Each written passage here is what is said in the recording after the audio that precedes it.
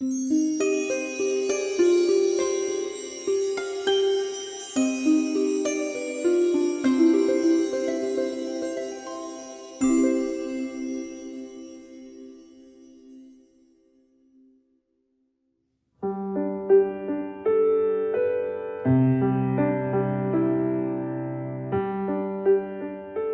15 اسفند 1341 توی همین خونه به دنیا اومدم. فکر میکنم 1-2 سال قبل از اینکه من به دنیا بیام این خونه رو ساخته بود پدرم. پدر مادرم همدانی هستن اصالتا. از خانواده های فرهنگی همدان بودن. پدر بزرگ مادرم حالا نمیدونم اولین، ولی شاید به حال جزو اولین جراحای ایران بوده. خیلی علاقه به شعر و ادبیات داشتن و تمام اشعاری که توی کلیساهای فارسی زبان الان خونده میشه، سرودهایی که خونده میشه، در واقع نوشته های اون.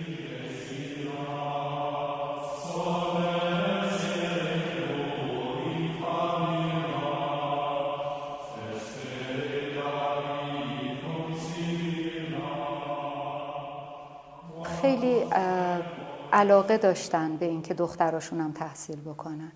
مجلس زنان همدان رو بنیانگذاری کرده بوده مادر پدرم. همیشه تعریف میکرد که خیلی کوچیک بوده، شاگرد اول بوده، خیلی شاگرد خوبی بوده. مدرسه امریکایی ها بوده. بهش یه دونه عروسک جایزه داده بودن. عروسک چشمای شیشه‌ای آبی داشته و حالا خیلی خوشگل بوده. اون موقع هم دوباره تصور کنید که اصلا عروسکی وجود نداشته. میدوه میرسه خونه، عروسک رو نشون میده. بعد عروسک رو ازش میگیرن، میگن که این خارجی ها به تو بت دادن. این عروسک رو فوری از دست حالا این دختر 6-7 ساله میگیرن، میندازن توی تنور. واقعا تا روزی که میتونست حرف بزنه هر بار که تعریف میکرد گریه میکرد، هر بار بدون استثنا. بعد این صبر میکنه، تنور سرد میشه دیگه، اینا میرن و این برمیگرده دوباره. برمیگرده میره همینطوری با چوب و اینا میزن و چشماش مونده بوده، چشمای عروسک.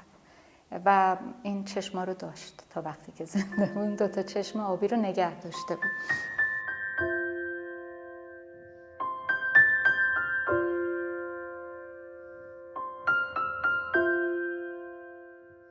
همیشه اینطوری بود که اینا، یعنی اینا منظورم مادر بزرگم و عممه، برای من داستان میخوندن. فضای خوبی بود، یعنی من توی فضای خیلی مهربون خوبی بزرگ شدم. هیچ وقت احساس عدم امنیت، تنهایی، هرگز. بعدن که اینقدر تنها شدم فکر میکنم که همون حس کودکی بود که باعث شد که من غرق توی تنهایی نشم، شاید دچار افسردگی نشم. من خیلی نقاشی میکردم، خیلی زیاد. یادمه که کلاس 3 دبستان بودم، یک معلمی داشتیم، خانم شریفی، داستان روباه و کلاغ و توی کتابمون بود. بعد این گفته بود از روی تصویر کتاب بچه‌ها نقاشی کنن. هی بچه‌ها اومدن به من گفتن که برای ما میکشی. من برای همه بچه‌های کلاس، حالا یادم نیست همه که میگم شاید چند تا نبود. بعد به همه نمره خیلی خوب داد، به من 7 داد. هیچ وقت یادم نمیاد. چون من برای خودم بیشتر تلاش کرده بودم بهتر بکشم. بعد گفت که تو دادی یه کسی برات کشیده. یادم میاد که خواهرم یه دوستی داشت، روانشناسی میخوند، داشت یه تزی رو راجع به کودکان مینوشت. یه سری فرم آورد اینجا. من خیلی کوچیک بودم، شاید اول دوم دبستان بودم. سوالایی میکرد، من جواب میدادم و قرار بود که این بعد از اینکه اینا رو پر میکنه حدس بزنه که شغل این بچه ها بعدن چی میشه بر اثر جوابایی که میدن. خواهرم اومد خونه، به مامانم گفت که هما که همون دوستشه به من گفته که من مال همه رو تونستم تشخیص بدم ولی مال آریا رو نتونستم و نمیدونم، یعنی اصلا بر اساس اون معیارایی که گذاشتم نمیدونم که شغلش قراره چی بشه و فکر میکنم که اون درست‌ترین آمار رو گرفته بود. برای اینکه حالا درسته که شغل من این شده که الان هستم، ولی علایقم عجیبه. یعنی الان فکر میکنم میتونستم پزشک بشم، میتونستم مدیریت بخونم، و یه چیزایی که ربطی شاید به این داستان نداره. رسید به دبیرستان، من رفتم مدرسه‌مو خودم انتخاب کردم. بعدم مدارکم از مدرسه گرفتم بردم دبیرستان دادم. خیلی مستقل بودم، خانواده‌ام استقبال میکرد از این قضیه، یا شاید وقت نداشتن که حالا وقتی میدن خودم کارام میکنم، حالا خیلی هم سر به سرم نمیذاشتن. 1-2 سال بود که در واقع موج انقلاب شروع شده بود. ما خب کوچیک بودیم، من فکر می‌کنم 16 سالم بود، چون 1 سالم زود رفته بودم مدرسه دیگه. سال 59 که قرار بود کنکور بدم و برم دانشگاه، انقلاب فرهنگی شد و دانشگاه تعطیل شد. فکر میکنم شاید برای تنها کسی که خوب شد برای من بود، اگر نه الان اصلا توی وضعیت حالا نبودم. حتما یه وضع دیگه بود، حتما اونم بد نبود. یه روز امتحان تربیت معلم داده بودم، خوشبختانه قبولم نشدم بعداً، ولی توی راه که می اومدم هم کلاسیم زهره اسکندری رو دیدم که زهره الان یه هنرمند خیلی خوبه توی فرانسه و خیلی من آشولاش توی تابستون همینطوری راه میرفتم توی یکی از کوچه‌های یوسف آباد. گفت از کجا میایی و چجوری؟ و خلاصه گفتم تو چه کار میکنی؟ گفت میرم کلاس نقاشی. گفتم ای وای خوش به حالت. و گفت آره تو نقاشیت همیشه خیلی خوب بود و میخوای بیای؟ گفتم آره. کجای؟ میدون توحید، تالار نقش. من هیچ تصوری از تالار نقش نداشتم. وارد یک دالون و راهروی تاریکی شدم که نمیدونم لامپش سوخته بود یا خیلی ضعیف بود، من هیچی نمیدیدم ولی خیلی طولانی بود. همطور که این دالون رو رد شدم رسیدم، با یکی از دوستان بودم. یهو یه جای روشن و همه پشت سپایه داشتن کار میکردن. واقعا هنوزم که یادم میاد حالم عجیب میشه.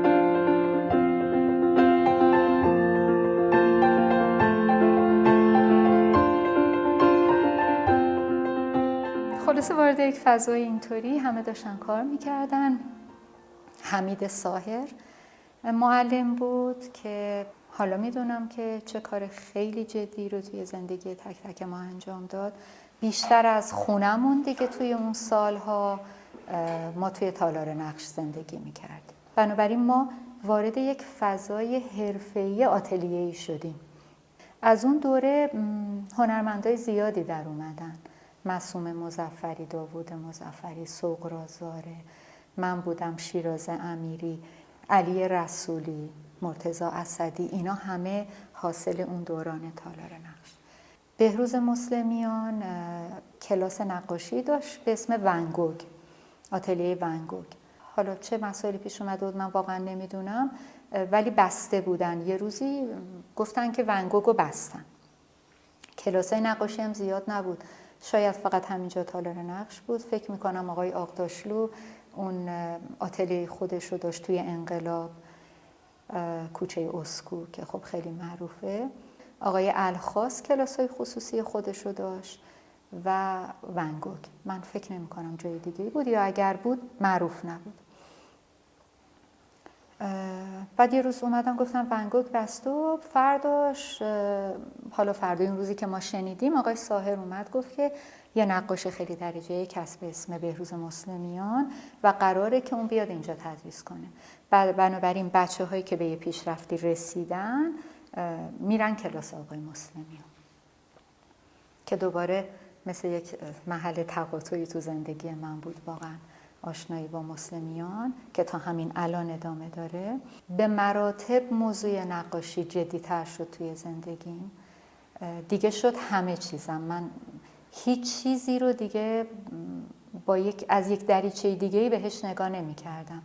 یه دوره فاصله گرفتیم از حمید ساهر، ولی بعدن که هی بزرگتر شدم دیدم که چقدر حمید ساهر آدم مهمی بود توی زندگی همه ما. اصلا باز نگه داشتن اون فضا توی اون سالهای انقلاب بی نهایت کار مهمی بود.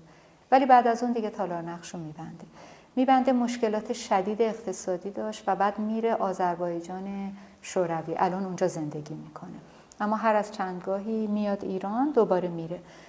بنابراین سالی چند بار من میبینمش وقتی که میاد.